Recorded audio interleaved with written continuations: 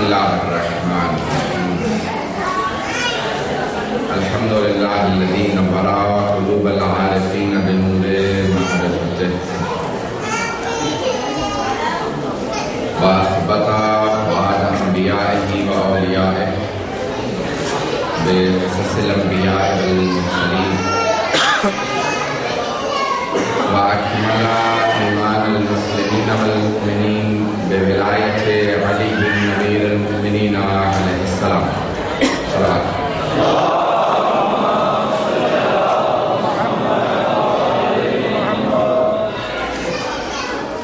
والصلاة والسلام والتحية والإكرام على أفضل الموجودات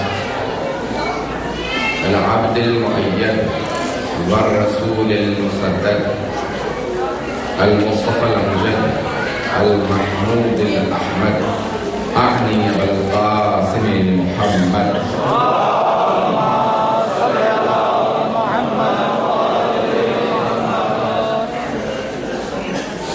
وعلى روحه ونفسه وسائره ووسيه سيد الأتقياء والأصفياء مولى الموالي إمام المتقين علي بن أبي طالب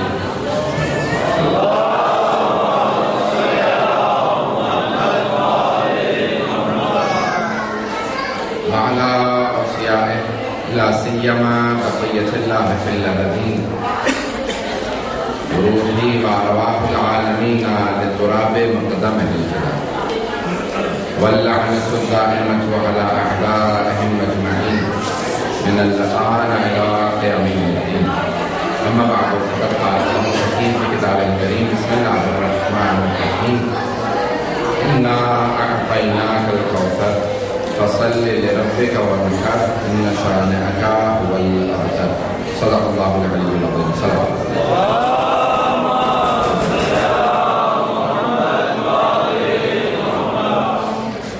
دعائے صحت کی درخواست کی گئی ہے سید غلام بادشاہ صاحب کے لیے اور جتنی بھی آپ کی اپنی پریشانیوں کی ذہن میں رکھتے ہوئے دوری کے لیے امام زمانہ کا ظہور کے لیے تمام شہر حیدر کرار کے دان مالک دعوت حفاظت کے لیے 5 مرتبہ مل کے میں جی پڑھوں بسم اللہ الرحمن الرحیم اما یجیب المضطر اذا دعاه ویکشف السوء اما یجیب المضطر اذا دعاه ويكشف السوء اما يجيب المضطر اذا دعاه ويكشف السوء اما يجيب المضطر اذا دعاه ويكشف السوء اما يجيب المضطر اذا دعاه ويكشف السوء صلوات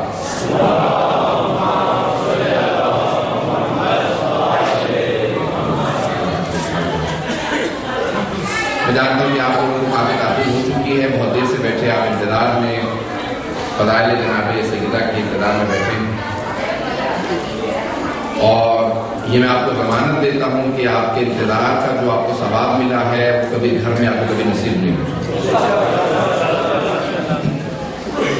خود جناب نبی اکرم فرماتے ہیں کہ افضل عبادت سے اعمال انتظار اور فرج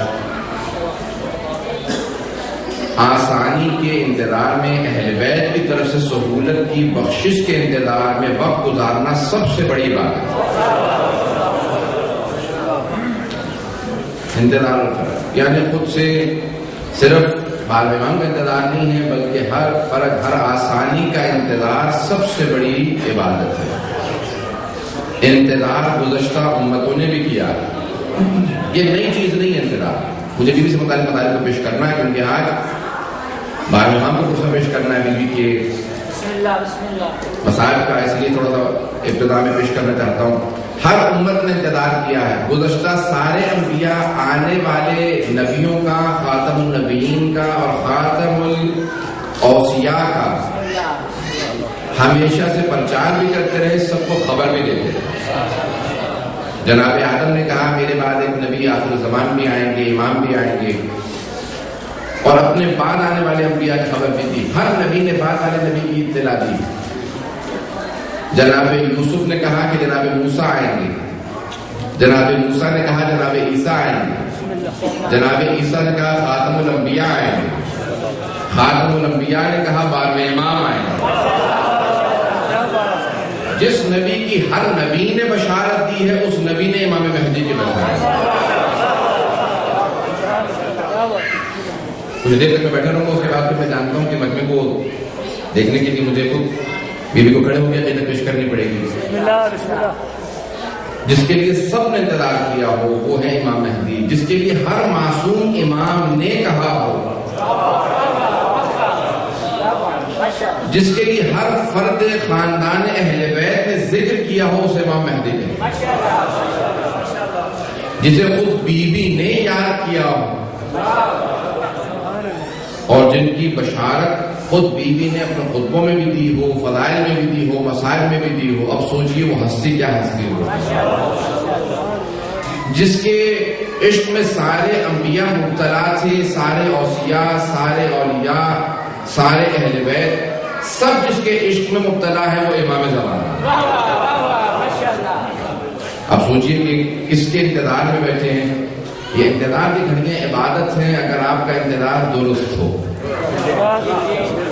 پتہ نہیں میں بات کر رہا ہوں، باتیں نہیں کر رہا ہوں، بات منتظر ہو رہی ہے، سمجھ میں آ رہی ہے۔ انتظار دو طرح کا ہے، ایک یہ ہے کہ آپ کسی کو دعوت دیں، بلائیں، اس کے آنے کی خبر رکھتے ہوں لیکن بغیر تیاری کے،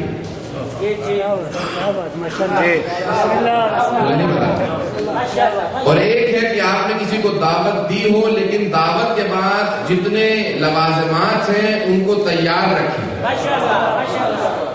کبھی ایسا ہوا کسی کو گھر بلائیں اور کوئی تیاری نہ کریں؟ جتنا مہمان کے آنے میں تاخیر ہوتی ہے شوق و اشتیاق اتنا بڑھتا جاتا ہے۔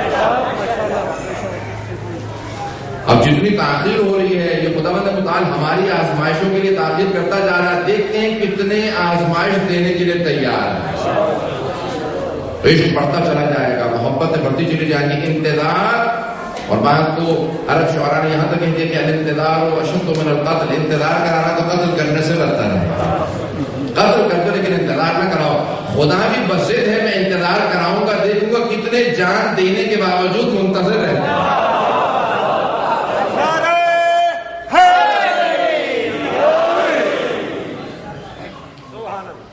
اب قرآن کے اندر اس سورہ ہود کے اندر آپ دیکھ لیجیے، انا قوم منتظرون، انبیاء نے بھی کہا کہ جب گزشتہ انبیاء بشارت دیتے تھے نا کہ بعد والے نبی آئیں گے تو امت کہتی تھی انا قوم منتظرون، بے شک ہم ایسی قوم ہیں جو انتظار میں بیٹھے ہیں۔ جب انبیاء منتظر ہیں اور رسول خدا نے اپنی امت کو اتنا شرف بخش دیا کہ انہیں بھی منتظر بنا دیا۔ منتظر اسے کہتے ہیں جو انتظار میں ہو، جن کے انتظار میں انبیاء رہے، ان کے انتظار میں میں اور آپ بھی بیٹھے۔ اب سوچئے کہ رسول خدا نے ہمیں یہ نعمت دی ہے کہ ہم انبیاء کے صف میں کھڑے انتظار کریں۔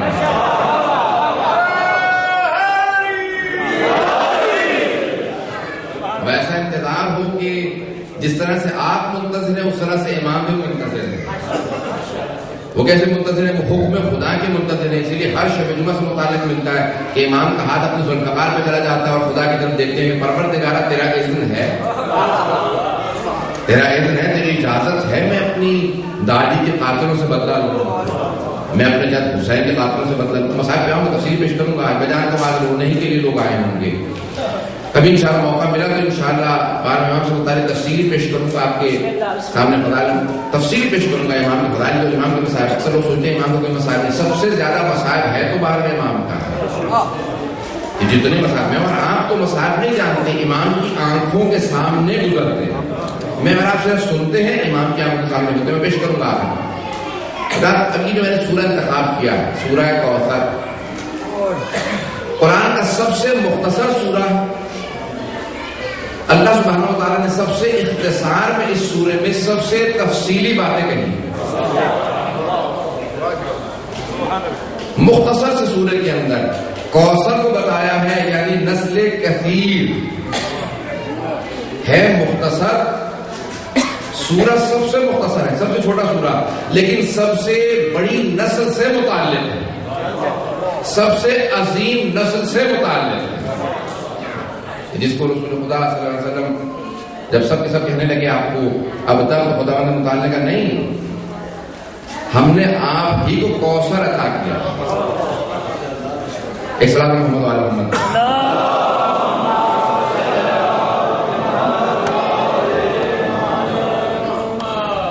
سارے بچوں کو دیکھنے کے لیے ضروری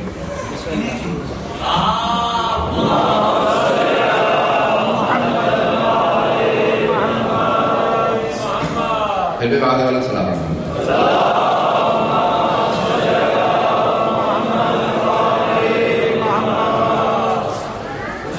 قرآن کا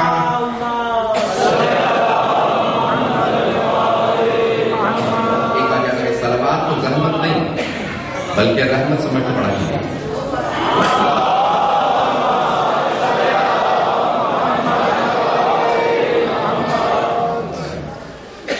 اور بھی زیادہ رحمت نہ دیتے ہوئے مجھے آج آپ کے سامنے پیش کرنا ہے سورہ کوثر. کیا ہے سورہ کوثر؟ سب سے قرآن کا مختصر سورہ، مکے میں نازل ہوا، اور جب تمام کے تمام عرب رسول خدا سے مقابلے میں اترنے لگے، اللہ سبحانہ و تعالیٰ نے چیلنج پیش کیا، کہا کہ اے میرے حبیب کہہ دیجئے کہ اگر تم سمجھتے ہو کہ میرا حبیب نبی نہیں ہے فَأْتُوا بِمِثْلِ هَٰذَا الْقُرْآنِ، تو اس قرآن جیسی ایک کتاب لا دو. اللہ نے کہا پوری کتاب تو بہت زیادہ ہے، فَأْتُوا بِعَشْرِ سُوَرٍ مِّن مِّثْلِهِ، قرآن کے سوروں جیسے صرف 10 سورے لا دو. 10 سورے بھی بہت زیادہ ہیں. فَأْتُوا بِسُورَةٍ مِّن مِّثْلِهِ وَادْعُوا شُهَدَاءَكُم مِّن دُونِ اللَّهِ، اللہ کے علاوہ جس کو چاہو اے مشرکین اپنی مدد کے لیے بلا لو.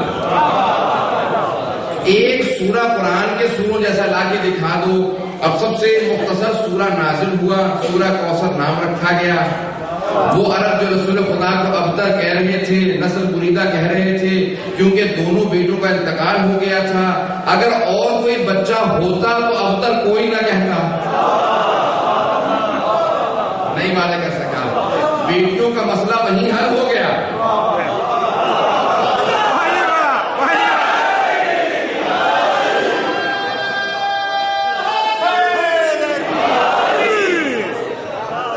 سب نے لکھا ہے کہ دوسری 3 بیٹیاں اعلان رسالت سے پہلے پیدا ہوئی تھی، اور اعلان رسالت رسول خدا نے 40 برس کے سن میں کیا. سورہ کوثر جب نازل ہوا جب پیغمبر 45 برس کے تھے. اگر وہ رسول خدا کی بیٹیاں ہوتی اور عربوں کو پتا ہوتا، اس کا مطلب ہے کہ مشرکین بھی جانتے تھے کہ اور کوئی اولاد نہیں ہے. یہ بات میں نسبت دینے کی کوشش کی گئی ہے کسی کے مقام کو گھٹانے کے لیے. میں یہاں پہ بڑے احترام کے ساتھ جملے کو پیش کروں گا، ہمیشہ ایک کے مقابلے میں 3 اور لائیں.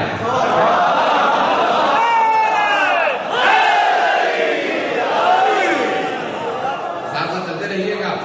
ایک مرتبہ ماحول بنا، پیغمبر اسلام نے کہہ دیا، کہا کہ اے مشرکین، بس دیکھیں جب انہوں نے کہا نا اب تک نسل بریدہ اور کوئی بیٹا نہیں، 2 بیٹے ہوئے تھے اعلان رسالت کے بعد، قاسم عبداللہ. اس سب نے لکھا ہے کہ پہلے جب پیغمبر اسلام 25 برس کے تھے شادی ہوئی، 30 برس تک کوئی اولاد نہیں تھی. سب شیعہ سنی مورخین نے حتیٰ کفار نے جنہوں نے رسول خدا میں لکھا ہے کہ 30 برس کے ہو گئے تھے، اولاد نہیں تھی. جب مولا مشکل کشا کی ولادت ہوئی تو کہا کہ جدا جانا آپ نے مجھے پالا تھا، اسے میں پالوں گا. 30 برس کے تھے، مرتبہ مولا مشکل کشا کو لیا، گھر لے گئے. اور سب کفار نے بھی لکھا ہے کہ اسی لیے جناب ختم مرتبہ کو جناب خدیجہ کو مولا مشکل کشا سے زیادہ محبت تھی کہ پالا انہوں نے تھا.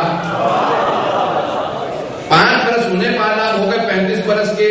اب وہ لوگ کہتے ہیں 35 برس سے 40 برس 5 سال کی مدت میں، سوال آپ سے کروں گا جواب نہیں دوں گا، آپ کی حسن سماعت یہیں سے واضح ہو جائے گی کتنی حسن سماعت ہے. وہ کہتے ہیں کہ پہلے 10 سال میں کوئی اولاد نہیں ہے، اب 35 برس سے 40 برس اعلان رسالت سے پہلے اور 35 کے بعد 5 سالوں میں 3 بیٹیاں پیدا ہوئیں، جوان ہوئیں، شادیاں ہوئیں.